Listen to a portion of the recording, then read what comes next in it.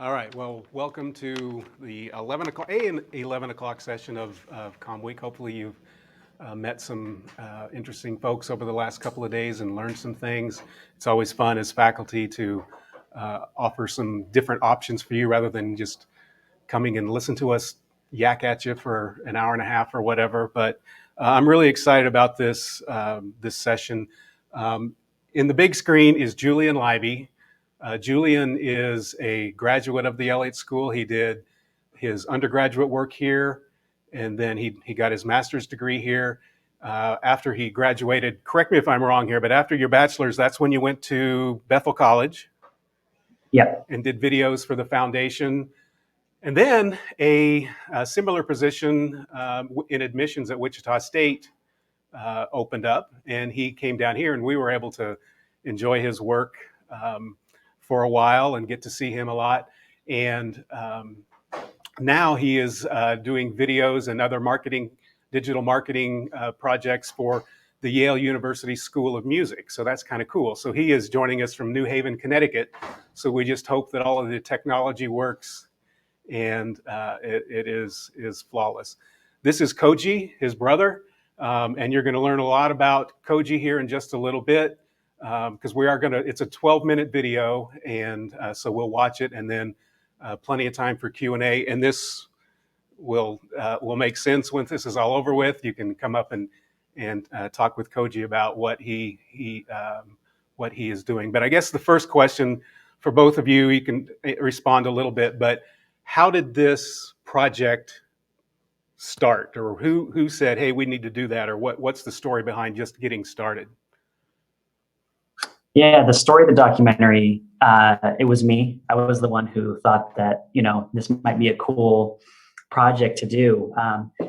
It started with Koji, and, he's been doing art for as long as I can remember.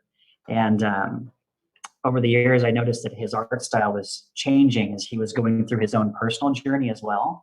And so I was curious to see if, maybe his progression as an individual reflected the change in his art style and his art mediums. And so I just kind of talked with him, since we're related and we see each other all the time, or we did when I lived in Wichita, when I started this project. And so I was able to just ask him, like, would you say that, your journey as a person has influenced your art style, or vice versa? And so he answered, and that's where it took off, because of course his journey did influence his art style. And so it was something that I thought would be a cool project to do, and Koji was on board, and so we just ran with it from there. Anything you want to add? Yeah, I will say that I honestly didn't really think too much about like how my life had affected my art, or like how me changing as a person might have changed the way that I was, putting art out there and the way that I was thinking about art, really, until he kind of came up and was like, you think maybe that this happened? And I was like, I think maybe that did happen. So it's kind of cool that like the whole project even sort of opened my eyes up a little bit to something that I hadn't spent too much time thinking about, because when I'm making art, I'm not so much thinking about the whole progress. I'm just thinking about the piece I'm making, So. Okay. All right, I neglected to just talk about, this has been in multiple film festivals. Let's see, I got a list here. LGBTQ Unbordered International Film Festival won Award of Excellence. Los Angeles International Film Fest, Indie Short won Best LGBTQ Short. Tallgrass, Doc Sunback Film Festival, New York Flash Film Festival, on and on. He's got a number of, has been seen in a number of audiences. So we're going to take a peek at it. There is a little warning at the beginning. Let me see if I can figure out this share.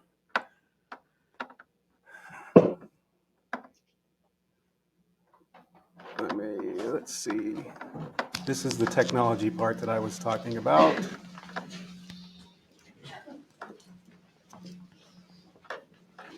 Well,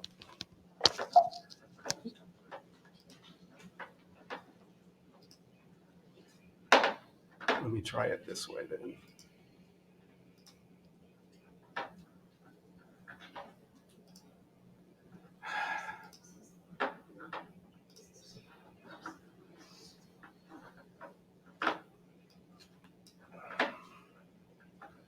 Why am I not seeing them now? There we go. There's Julian. Okay, here.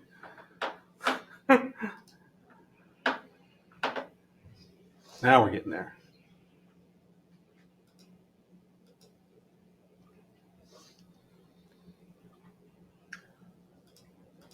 There we go. Sorry about that. But it's still not popping up full screen. Why is that? Anybody have any thoughts? Amanda. Oh, up here. View. Duh.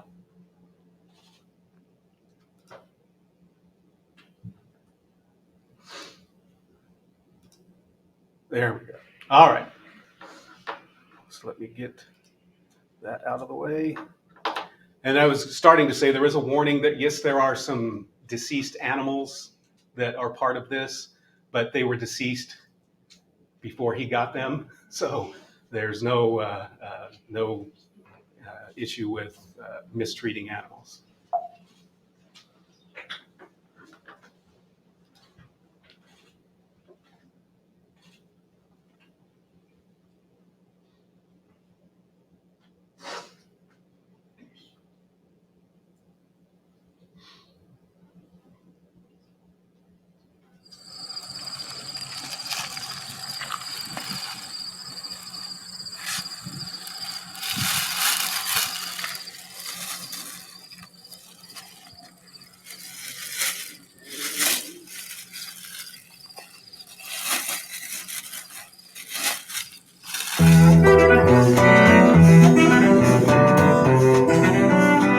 Even though some people might disagree with whether or not what I'm doing is ethical, I still maintain that I think it's fine because I genuinely love all of my bones.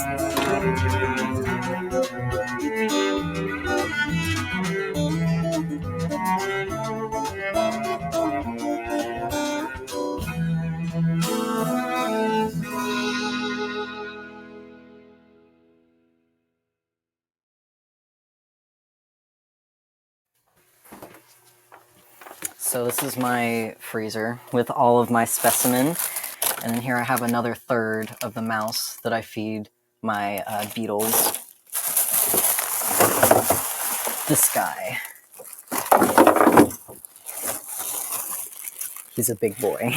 My name is Koji Liby, so I'm an artist and an oddity dealer. I do a lot of different mediums, honestly. I really love watercolor, I love oil, love graphite, I like colored pencils, but I feel like my main that I usually gravitate towards are either graphite or oils. I feel like I got really serious about art maybe around 5th grade. My first big art project or idea that I thought of was I want to draw every single one of the Pokemon in the Pokedex. So yeah, it started out there, and then I think I started drawing like myself, and at the time I was really into anime, and so I was like really enamored with that style, and I wanted to be able to recreate it. And at the time I was like, I want to make manga or make anime and things like that. And I've evolved since then into a sort of a different realm of art, but I think that anime and sort of these stylistic ideas kind of got me really interested in thinking like, I really want to improve and I want to be able to make this myself.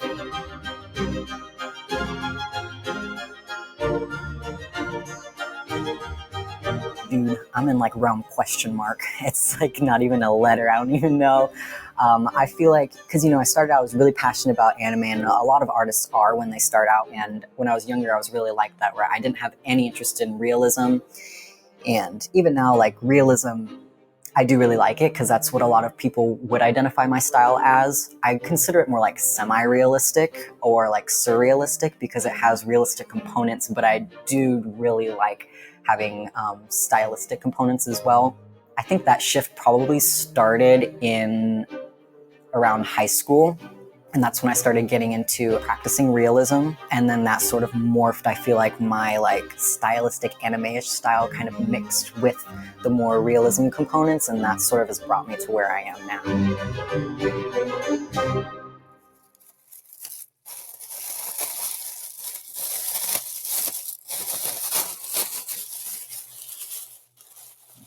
Oops.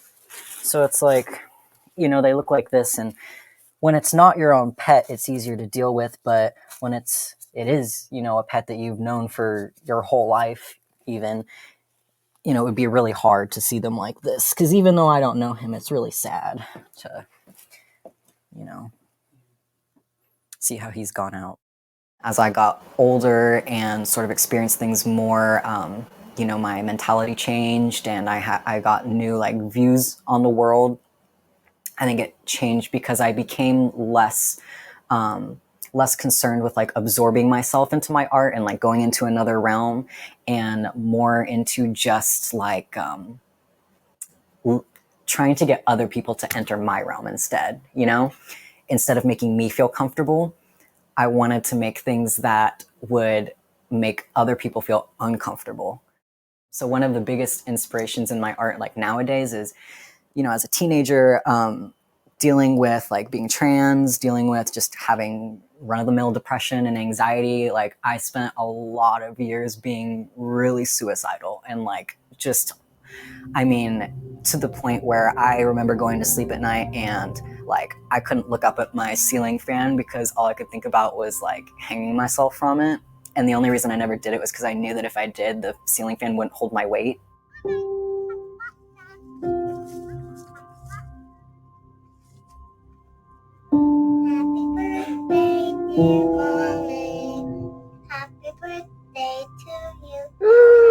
Overall, like I'm extremely grateful for the life that we lived and for our parents and everything, and I love them, but there definitely were some challenges, especially with like coming out to them as trans. I remember I actually had to come out to them 3 or 4 times. I think it was 3 times. First time was when I was in 7th or 8th grade, and I came out to mom. She said that she didn't want to tell dad because he was stressed because he had been bitten by a spider the day before. He had a spider bite that was stressing him out, so she didn't want to tell him. So she never told him. So I waited another, I think maybe it was another year or 2 before I came out to her again.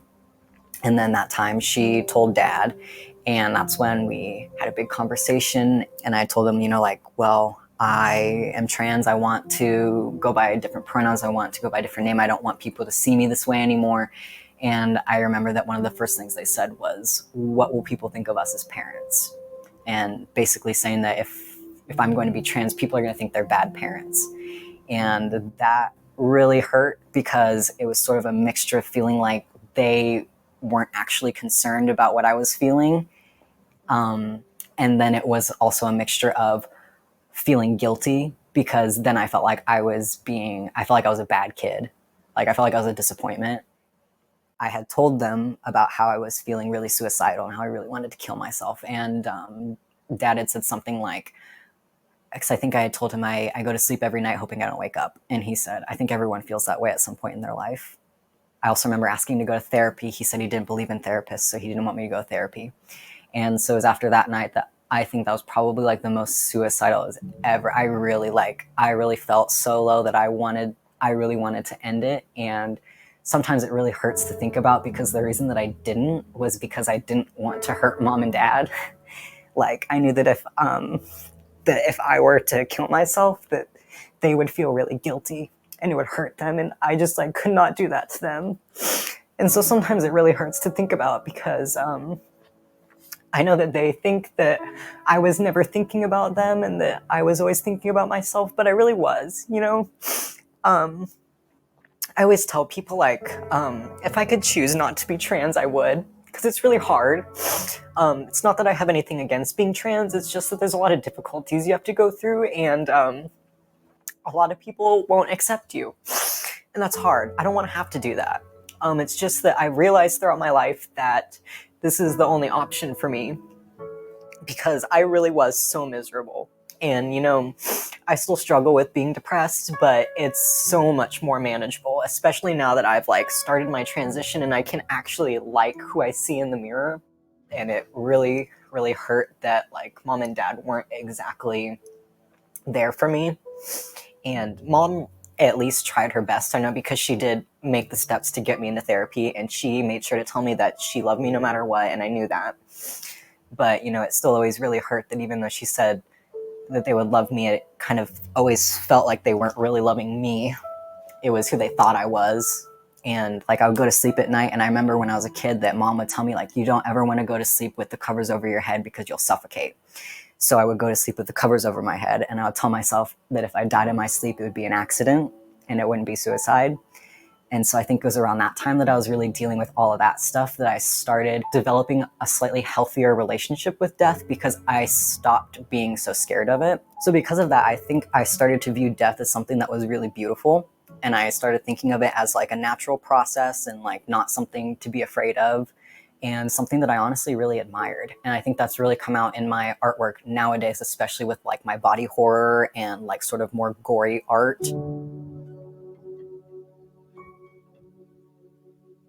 My intention is not to like gross people out or to creep them out. It's to most of the time put this juxtaposition of beauty and death, because death is something a lot of people view as something they fear, and they view it as ugly. You know, decomposition, there's the smell, there's the look, it makes people uncomfortable. So I really like being able to incorporate that into a scenario where they can view it from a different scope and sort of begin to maybe even have a different connection with death, even if they've never personally felt that close to death like some of us have. So I think that that's probably like the biggest way that like my art has been impacted by who I am, is just being able to take the experiences that I've had and the experiences that I am having and sort of put them out in a way where it isn't necessarily right in your face and like it's not obvious, but it makes you think about it so that you come to terms with it yourself. And through your own devices and through your own experience, all I do is put out the image that like sparks the thought.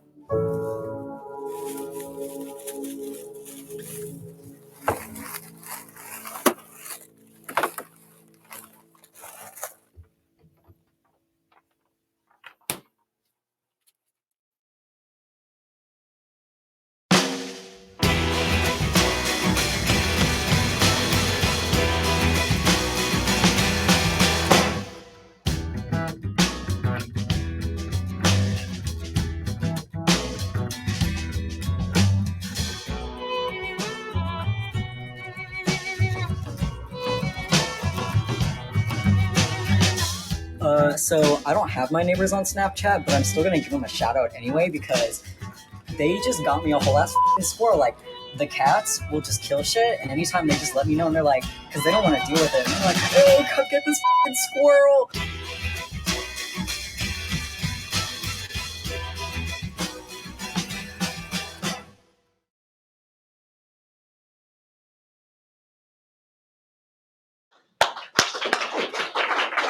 All right, let me stop this and get Julian back full screen. And we very much want to have you guys ask questions. I've got a few that we'll just start off with. And I want to get to kind of the production, nuts and bolts of the production in a little bit. But I guess first of all, just what was it like telling such a personal, raw story, and what was it like to have that story told? Why don't you go ahead and come stand up here? I will say that at first, I remember Julian coming to me with the idea to make a documentary, about like my transition and such, and the art part of the documentary, I was totally on board with it. I was like, oh yeah, let's do a doc. But when it came to the more personal side of things, I do tend to be a fairly private person. In my day-to-day life, I typically don't tell people that I'm trans unless it's necessary or unless it comes up. If they come up and ask me if I'm trans, I'll say yes, but otherwise I don't see it as something that's pertinent or necessary. So it was a little bit nerve-wracking to know that this documentary was kind of floating out there and a lot of people were seeing it. It was a little nervous to know that like everyone knows all of my business. But I do think that it was really good for me to get out of my comfort zone and to open up more. I think that a lot of trans people deal with like trans shame and feeling bad about being trans, feeling like not enough, etc. So I think that this documentary was like a really good step for me to kind of make progress in that area and to feel more confident in like telling people who I am and what I am and everything. So So yeah, it was a little tough at first, and I was a little like not quite resistant, but I was a little iffy about it. But over time, I've come to really enjoy the documentary, and I enjoy the fact that other people get the opportunity to connect with me through it. It's a really unique experience that not everyone's able to have. Go ahead, Julian. Yeah, I mean, I really took Koji's lead on this because it's his story, and so I would never make him tell a story like this if he didn't want to tell it or if he was uncomfortable telling it. So I'm glad that he came on board so quickly about it. But I don't know. I was just very excited to that his story has been shared with so many people through all these screenings and the festivals it's been part of. And from what I've seen, Koji's made some really great connections, and he's met some great people just through like the documentary and the film festival circuit and process. So it's really cool to see his story in this format helping him create new connections and new relationships too outside of the documentary. I think that's really cool. Beforehand, and how much did you learn about him during the process of doing the interviews and gathering video and things? I knew, like, for his art style, I knew the general, timeline of how his art style had kind of changed over the years. But I had no idea about his different experiences coming out to our parents. I had no idea about how badly he had battled, with depression and anxiety, and to the point where he, had suicidal thought. I had no idea about any of that. So that was, I was pretty blown away when he was talking about that during our interview. And so a lot of the things that happened between him and our parents, I was not aware of. And I think a large part of that too is that I'm 6 years older than Koji, and so I've been out of the house for a couple of years before he came out, at least to me for the first time. So a lot of those events and the relationship with him and our parents, I was not aware of until I interviewed him for this project. And I've had you to class several times. We should pay him. He comes to classes so much for us. But I've always asked you then, has the relationship with the parents changed, or is it still kind of, how is that? No, it's still the same as at the end of the documentary. No, I mean, and Koji can probably speak to this better than I can, but from what I can tell, he still has a relationship with our parents. Like, he sees them regularly and everything, but they still don't recognize him as transgender, though. They haven't really made too many efforts. Every once in a while, I'll see them make like very minor efforts, but it's never really quite enough. It's honestly gotten to the point that we'll hang out and stuff. I'll go to family events, but they know that they are not invited to my events. They aren't invited to my gallery shows. They aren't invited to my markets unless they respect my name and pronouns, and they make the active choice not to come. So they know that the door is always open. It's their choice to walk through it. What questions do you all have? How did you get started with the animal part of your art? Like the physical, like the animals. I got interested in bones and such when I was around 16. I honestly can't remember the specifics of it. I'm pretty sure that I just saw someone doing it like on the internet, and it kind of hit me that I was like, I didn't know you could do that. I can do that. I think I'm gonna go do that. And so I remember I found a blog. It's probably still up. I don't know if he still posts, but it was called Jack's Bones, or Jake's Bones. And it was this 9-year-old kid that would go out with his dad, and they'd collect skeletons and they'd clean them and articulate them and everything. And I was like, dude, if this 9-year-old can do this, like, I can do this too. And so I went out and I collected my first roadkill, and it just kind of blossomed from there. I never stopped. Where do you usually go to like whenever you put them in jars and stuff, I noticed in the beginning of the video, you put it in a liquid. Is that like a resin that you keep it in so that way it doesn't like decay the rest of the way? Those ones are wet specimen. I don't have any wet specimen with me today. I wanted to bring them, but sometimes the fluid will like leak and such because they aren't really meant to be moved around. But usually when I'm fixing specimen, like professionally, you would want to fix them in like formaldehyde or formalin. But those chemicals are very difficult to get a hold of, and they're also extremely expensive and difficult to dispose of. So usually I will use denatured alcohol, like from the store. You use it as a paint thinner. I'll preserve them with that, and then once they're fully like preserved and they've done their time in that, I can switch them over to isopropyl alcohol. So probably a lot of the jars that were in the video, I was probably filling them with either denatured or isopropyl. Somebody else had a hand up. Yeah. With your like actual not physical art, the drawing art, were you ever worried that like your parents would ever like find the notebooks or the sketchbooks and go through it and like? My parents were usually pretty good about respecting our privacy. They weren't the type of parents to like go through your room. So for the most part, I think that my sketchbooks were able to be kept private. Although I really wasn't that concerned about it. For the most part, my parents have always known like what kind of art I'm making and stuff, and they're typically pretty supportive of my art. My dad was an artist and a photographer for a long time, so it's like they're into the fact that I do art, but they'll usually tell me like, oh, I like it, but it's kind of gross, or you know, oh, I like it, but it's kind of creepy, that kind of thing. Getting a little bit to kind of some of the production things, you probably did. I don't remember. You probably told me how long interviews you did, but you pared it down into about 12 minutes. What was your process for deciding, okay, I'm going to start with this, picking your beginning, middle, and end, which is, you know, what we do with storytelling. What was the process for telling this story with all the stuff that you had to work with? Yeah, I mean, beginning, middle, and end was relatively easy since it was, you know, it's kind of a chronological story of, you know, where Koji started and then his journey and where he was at the end of the documentary and is today. What all was going to go into the documentary was kind of up in the air. I would have loved to have a couple more, you know, little, you know, side storylines with Koji going on, like with the cat that he was working on. He ended up preserved the cat's paws and ended up selling them at an art show, like a pop-up art show that I attended.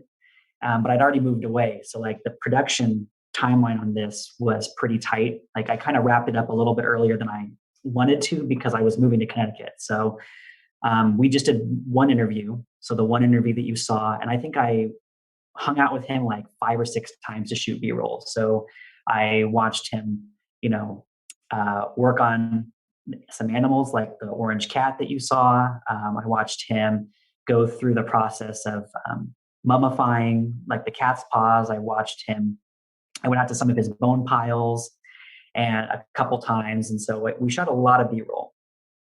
And so I think it turned out to be a pretty nice, concise story with everything that we did shoot. But I would have loved for there to be just a little bit more with it as well. But overall, it was really just the simple question of, you know, where did Koji start? What was his journey like? You know, that middle portion, and then, you know, the conclusion, the end, of course, was how is his art style and mediums today been impacted by everything that came before it? Was the general process. How much influence, if at all, did you have in telling the story, or did he just finish a piece and go, here it is? I think he sent me a few like rough drafts to kind of look over, and he would like be like, oh, do you like this one versus this one better? And I would kind of tell him, but for the most part, I think he was pretty much in control, and I also heavily trusted him. You know, I know he's good at what he does, so I knew he could make a good film. You know, I don't really know anything about editing or filmography, so I was like, hey, I'll just draw some pictures, you can shoot some film, and you handle it from there. Sometimes when there's a 6-year difference between siblings, you know, Julian's off doing his thing and you're just the sibling. But how has this project changed your relationship with Julian?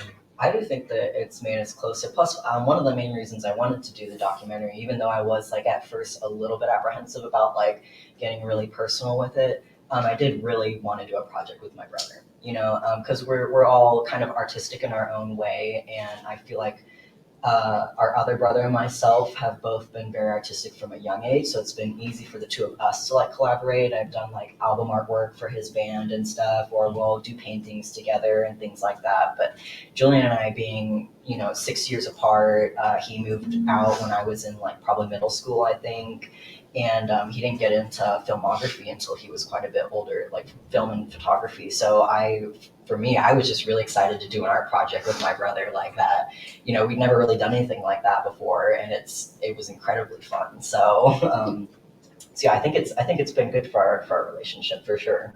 How do you feel, Julian? I agree. No, it was a lot of fun.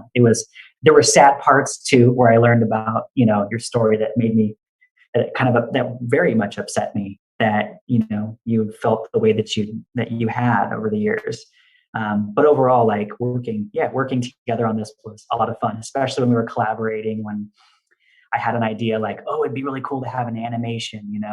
I'd love to have like an animation here of Koji laying in the bed and stuff. And so I commissioned Koji to make animations of his own for his own documentary, so we got to kind of go back and forth with the creative process and work together on refining the finished documentary that you just saw, which was a lot of fun. Anybody? Oh, go ahead. In terms of your art, do you focus more on like your bones or like drawings and paintings? It honestly really depends.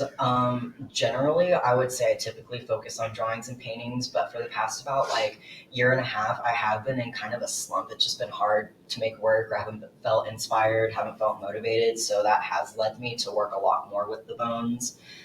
So I think it's probably a pretty good 50-50. I think when one kind of slides to the side, the other one comes up, and it just sort of goes back and forth depending on my mood and whatnot. This is a question for both of y'all, you and your brother. After receiving the feedback that you've had after the documentary, is there something that you would add or something that you wish you would have added before? Did you hear that, Julian? I did not hear that. The question was after this being seen at festivals and any feedback that you've gotten, is there anything that you would want to add? You would want to add, or you wish that wasn't on there? Add, or that you wish you would have taken out? Nothing that I would have taken out. I wish I would have added a lot more, and had the opportunity to show a lot more of Koji's processes about how he mummifies his animals or preserves them, and then kind of like even maybe how he sources them a little bit better or a little bit more in depth as well. And then also kind of following his art from kind of beginning to end. So like, he picks up the animal at the start, just like he got the orange cat from a friend. I think it passed away on one of his friend's properties. So he had that orange cat that he was working on at the beginning. And I moved away, unfortunately, by the time he sold like the last paw that he had preserved from that cat. And I happened to be in town. I'd flown in, and I was at this like pop-up market over by the workroom. And he only had one paw left, and he sold it to a girl who was going to use it. I think she said she was going to make like a necklace or a good luck charm or something with it. And I didn't have my camera with me because I'd flown in from Connecticut. And I was like, it would have been perfect. I could have followed that whole thing from like beginning to end, and like seeing somebody purchase it, and like they're going to now enjoy Koji's art, and also, and everything. And so like, I wish I would have had the opportunity to include a little bit more of almost like a secondary storyline kind of underneath Koji's main story as well. So that's what I would love to add. I'd love to just kind of make it a little bit longer and a little bit more in depth on his processes and then his art in general right now. Early on, you had a cut that you shared with a few of us, and to get a little bit of feedback. And I think a couple of us said, it's an awesome story, but there's a couple of places where I had to just look away. And so you changed some things. Talk about just your what changed and why you changed it. Sure. So actually, I did some of the B-roll that I had. And I'd never seen Koji working on. So it was that orange cat that he pulled out of his freezer. I'd never seen him work on an animal before.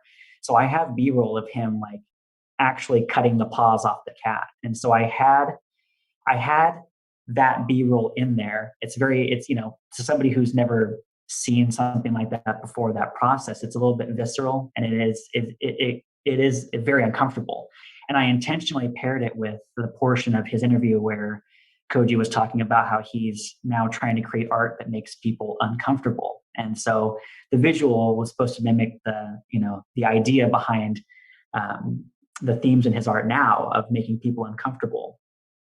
And it was just a little bit too much. I think Kevin mentioned that, and then so did Madeline. Madeline McCullough also mentioned that it was a little bit too much. And it was something I kind of been thinking about, and I was thinking about it from the perspective of, we raised $500 to submit the film to a number of film festivals, and I didn't want the documentary to be not disqualified, but I didn't want it to be out of the running because of ethical reasons. I didn't want these film festivals to watch it and go, we love it, but we can't show it because we can't put video of animals being dismembered up on the screen or something. So I ran it by Koji as well. I think, and he can talk about it a little bit if he wants to, but if I recall correctly, Koji was a little bit disappointed because it's a very real part of his process, and it's something that he has to do as he's working in that medium. And so he really liked those shots being in there because they're very true to his art style and what he was doing. But it was just trying to find that balance between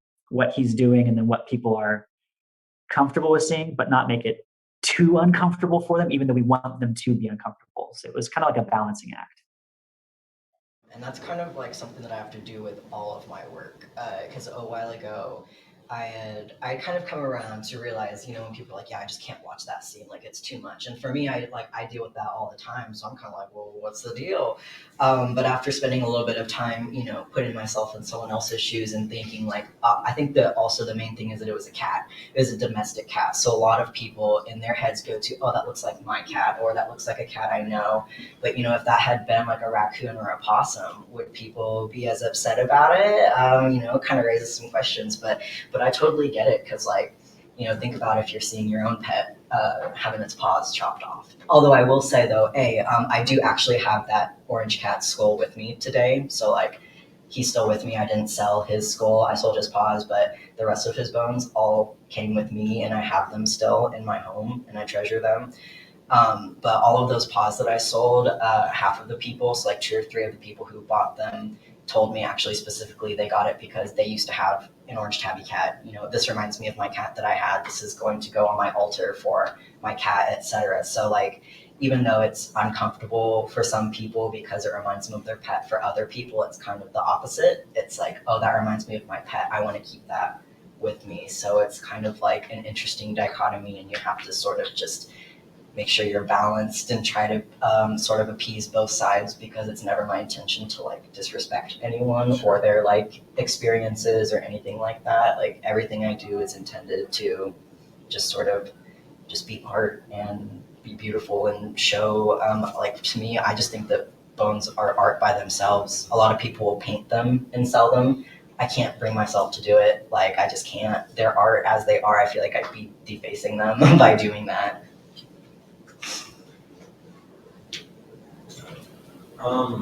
In the film, Koji talks about his relationship with death and how it's changed.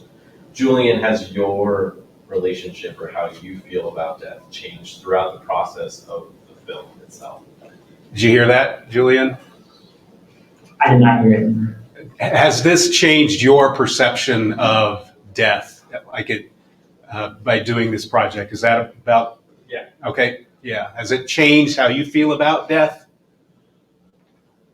Yeah, I would say that it's made me think more about it because Koji, the whole concept and idea of death wasn't something that I was putting a lot of, actively putting a lot of thought into. But when, especially talking to Koji and then editing this piece and listening to his story and his perception on death, it it really did. It really changed.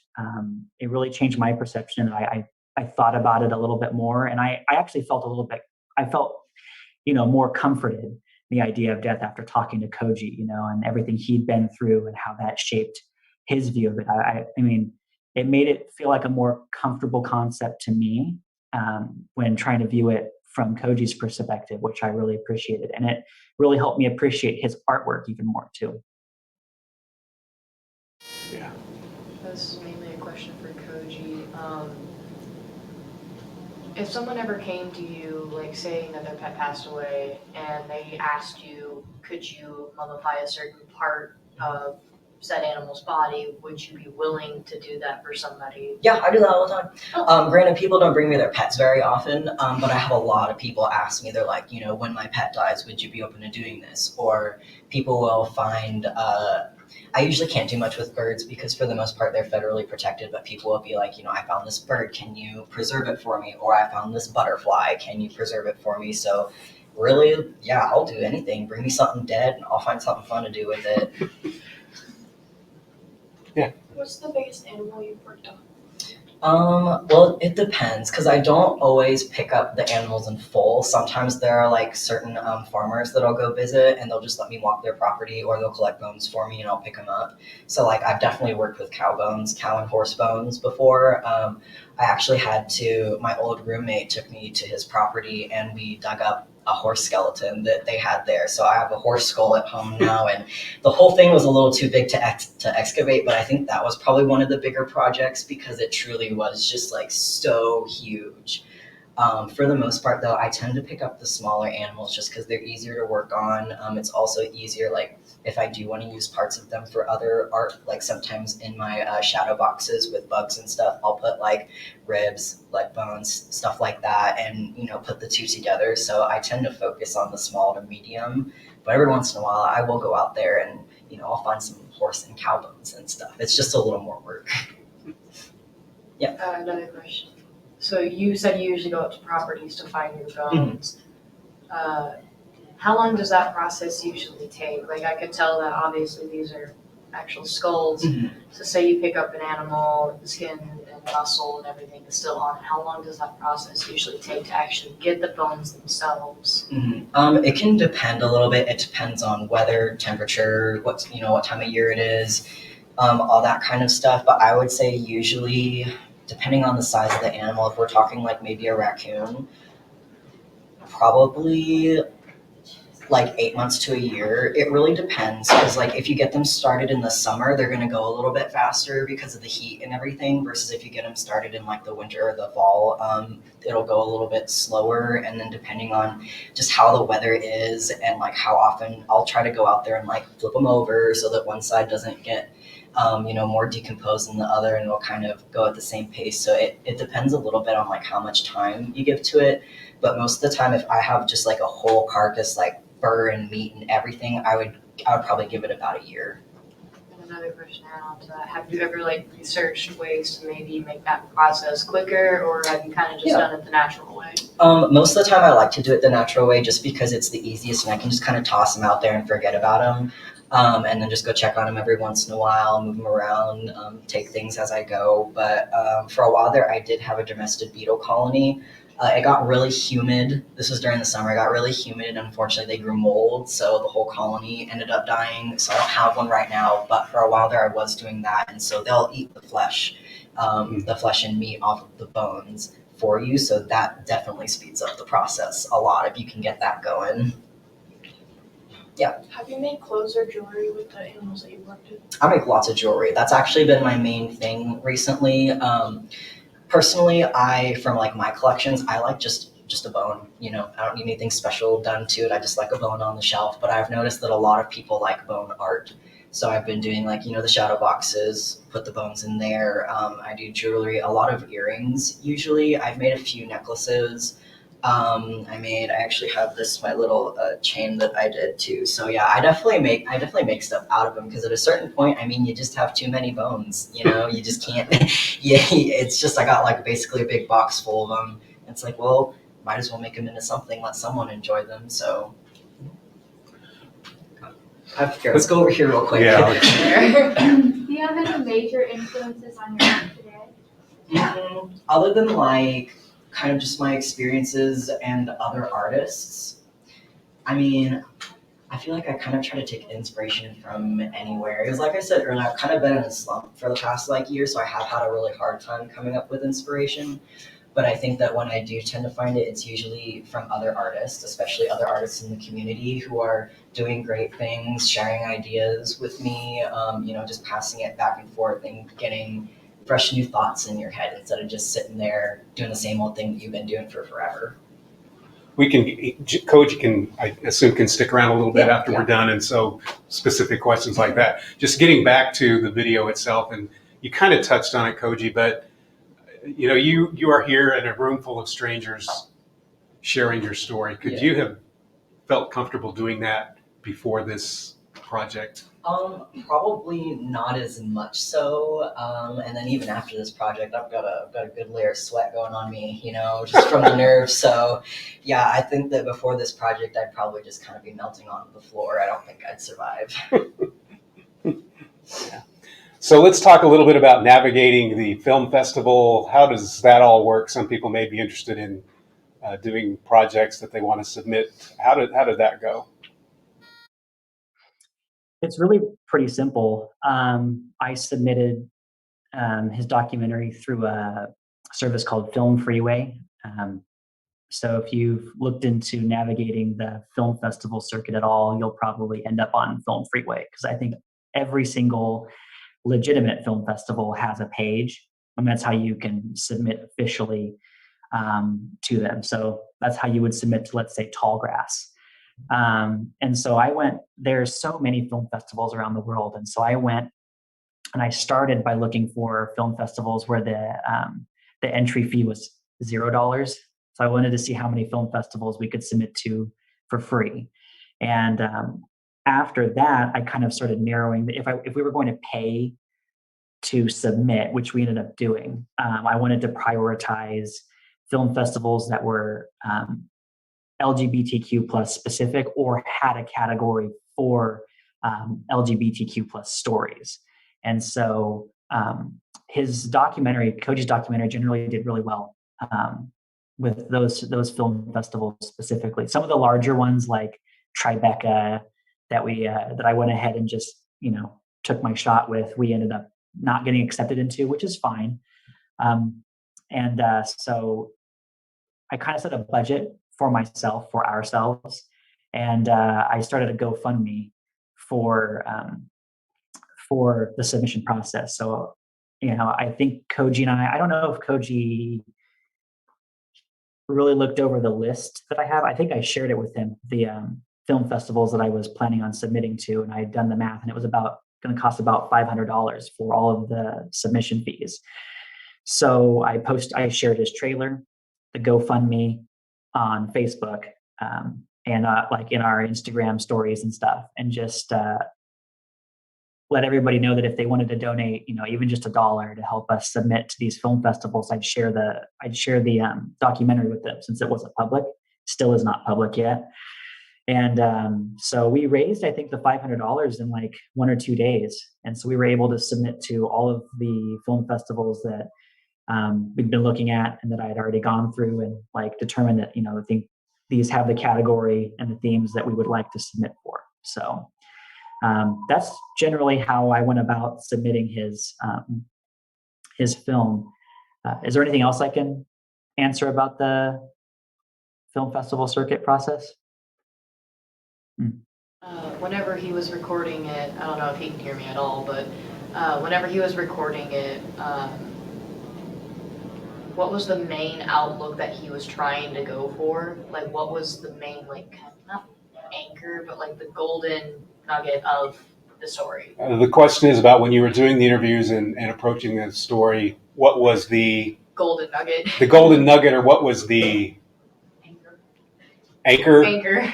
Surprise, I guess, or the hook of what the what hook was the hook that got everybody to watch it? What was the hook that got everybody to watch it? That's a good question.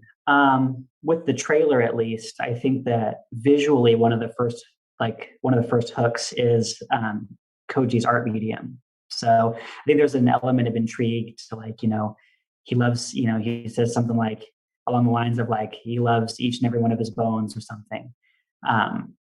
So on a very like visual, like surface level, I think it's that process. I think one of the hooks was, or like one of the main things about the documentary, I think, was when he was specifically talking about his experience coming out. And, especially when he was talking about how he, his rationale for talking himself out of suicide, I think was one of the more powerful moments. And I think was one of the things that really I think because of the emotion that Koji had during the interview too, when he was answering, when he was giving that answer too, I think is one of the main like emotional hooks for sure.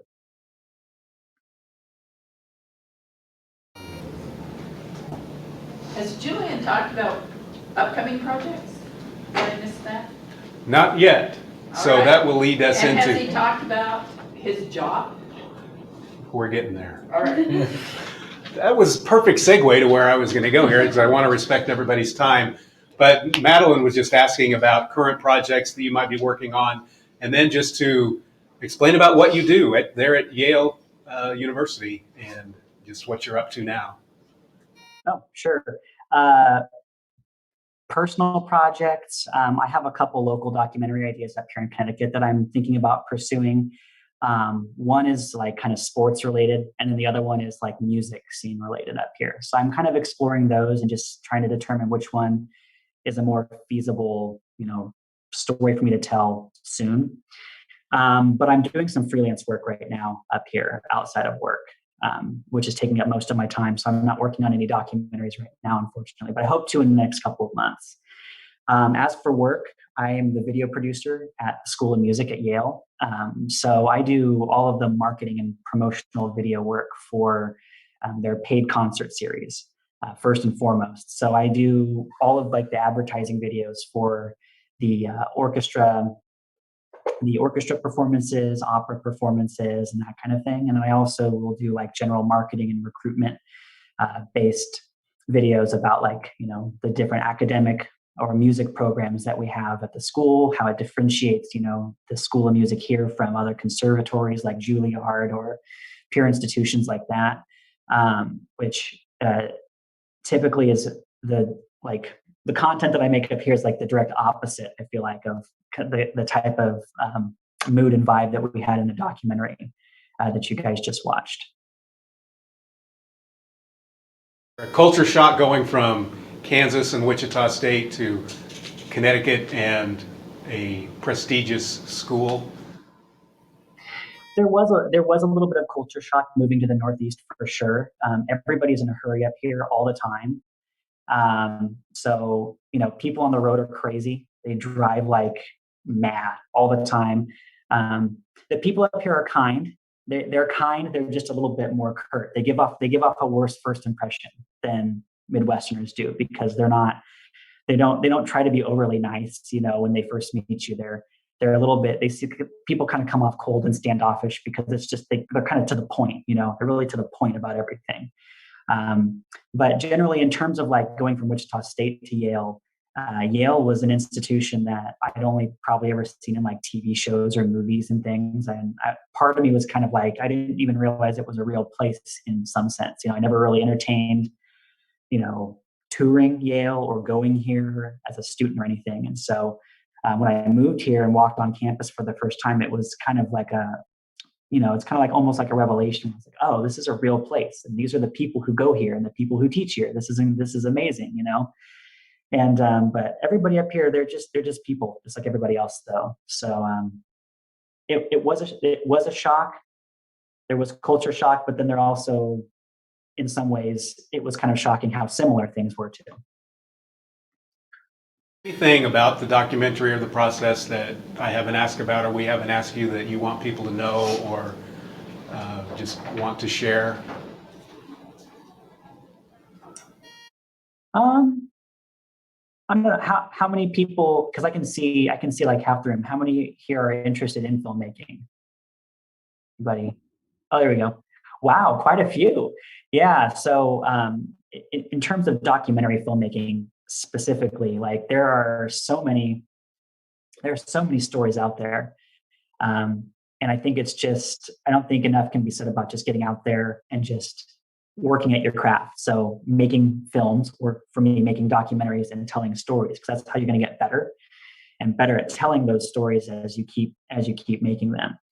And really, the entry to like the film festival circuit isn't super expensive. So my first couple films that I made when I was like a grad student at WSU, I think I submitted entirely to free film festivals that didn't have submission fees. So there are ways for you to get out there. There's a lot of like first-time filmmaker festivals.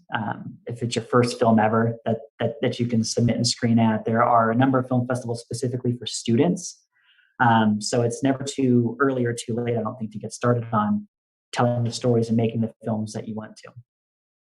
Failed to mention at the beginning too that Julian is now, he can officiate weddings. He was in Wichita this weekend marrying a friend of, not marrying, he didn't get married to this person, but a friend of his, he did her wedding. So he's very versatile.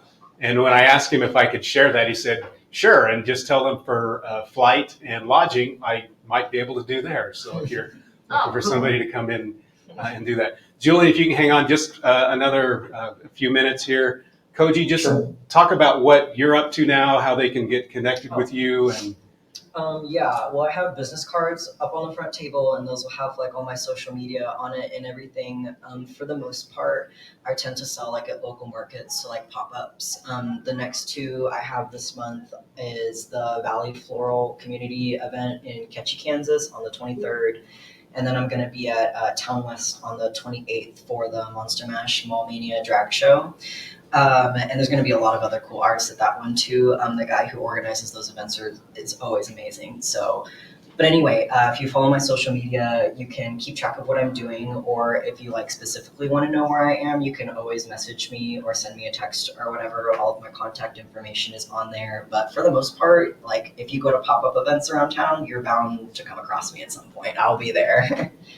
sounds good. So, well, thank you both for joining us. And Koji will be able to stick around a few minutes if you want to ask him some other questions.